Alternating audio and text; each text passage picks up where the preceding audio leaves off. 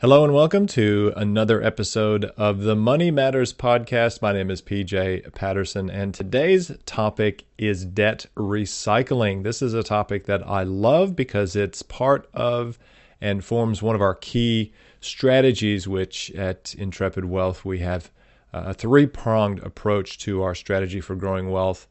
And the first major prong or part of that strategy is a principal place of residence and buying that, and of course eventually paying off your non-deductible debt, which is what debt recycling is all about and enables us to do. So what is debt recycling exactly? Well, debt recycling really consists of taking your non-deductible debt and converting that to deductible debt.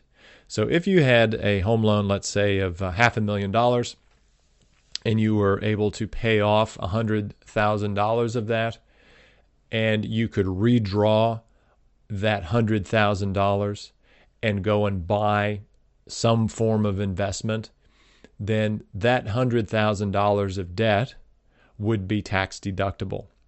Now, I'm going to go into some of the particulars of how this works in a moment, but that's as hard as it gets. That's the crux of how debt recycling works. And one of the things that I am very passionate about making clear to the Australian investing public, and really anyone, anywhere around investing in property, but it's particularly for Australians because we have this, what's the best way to put it? We have a fascination, it's a very deep-seated thing about investing in property. And I think that the property spruiking industry has done a little bit of a disservice to the Australian public because they typically will drive that, in order to get investment debt and tax-deductible debt, you have to buy an investment property. And that is simply not true, as I've just highlighted. You do not have to do that. You can just pay down some of your mortgage, redraw that money, buy an asset. Typically, you'd buy shares with that because, $100,000, let's say, if that's what you had, you wouldn't be able to buy a fully fledged investment property. Now, you could leverage into an investment property, borrow the deposit from your home loan, and buy an investment property. There's no problem in doing that, but my strategy focuses around paying off components of your home loan and redrawing those out as quickly as possible, creating tax-deductible debt, and buying a share portfolio and setting that up. That's actually the third leg of our investing program and stool. The second leg is to have superannuation. So because I brought it up, just to reiterate that, the three-legged stool is principal place of residence, investment account through debt recycling, and then focusing on your superannuation as well. If you can do just those three things in your life and in your working life and focus on paying off your non-deductible debt, creating an asset outside of your property and building that up, and focusing on as well putting money into super, you'll be set. You'll be set at retirement. You will have a house, hopefully that's fully paid off. You'll have an investment account that's done very well, and you'll have a nice, healthy super balance. So let's talk about how to, I've already sort of gone through how to do debt recycling. And again, just to reiterate that, pay off debt that's non-deductible, redraw that back out, buy an asset. That can be anything. Shares, could be a property, could be anything, could be Bitcoins if you wanted to buy that. Needs to be something that, according to the ATO's guidelines, is either for future capital gain or is going to generate you income at some point so that it's accessible under your tax return.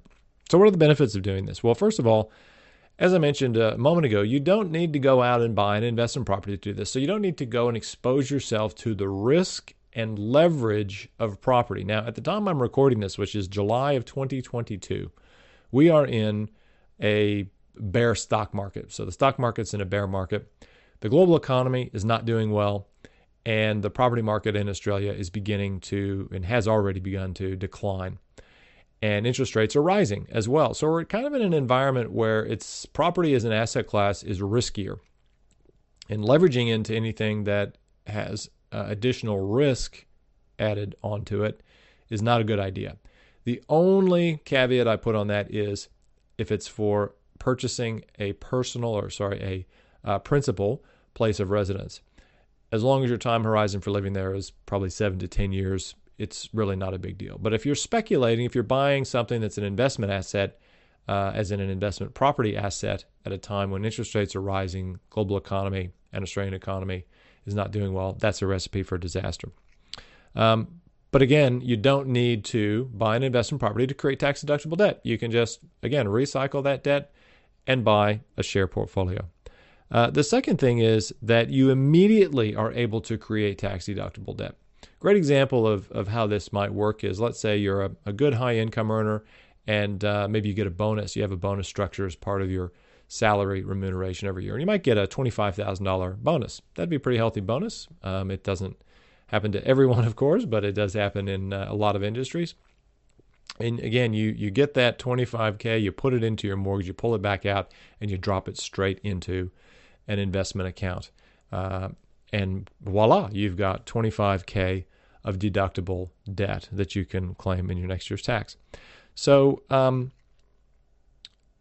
the other benefit to this is you maintain, the third benefit, I suppose, is that you'll have liquidity in that investment, particularly if you do what I suggest, which is to start a share portfolio or managed fund portfolio.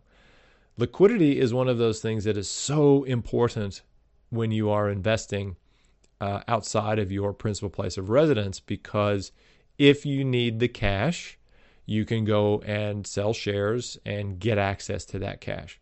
Now, you might not sell them if the market's down. I mean, you might sell them if the market's down and you might take a bit of a loss or whatever, but at least you'll have liquidity.